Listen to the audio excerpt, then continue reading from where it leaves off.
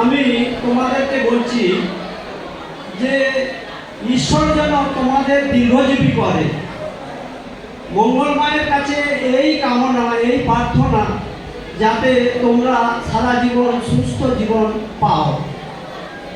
2 নম্বর কথা হচ্ছে, তোমরা যারা আমাদের এই শিক্ষা প্রতিষ্ঠান থেকে ছেড়ে চলে যাচ্ছ, কিছুদিন পরে আমিও চলে যাব। আজকে এই কথাটা স্মরণ আমি করছি যে প্রকৃতির নিয়মে এটাকে মানতে হবে। হয়তো দুঃখদায়ক, কিন্তু মানতে হবে।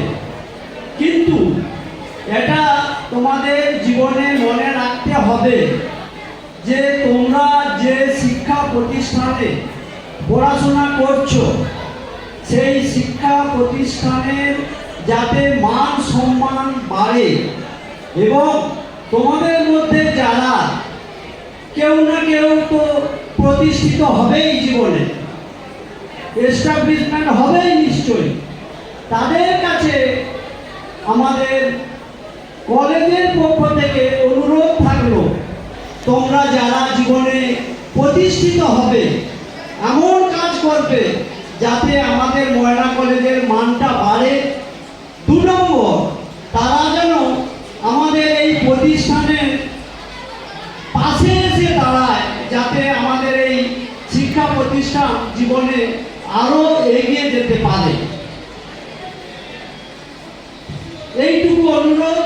এবং সমাজে এমন কিছু যদি করে যাও, কারণ এই জীবন কিন্তু ক্ষণস্থায়ী, টাকা পয়সা ঐশ্বর্য আমাদের কাছে কোনো দাম নেই।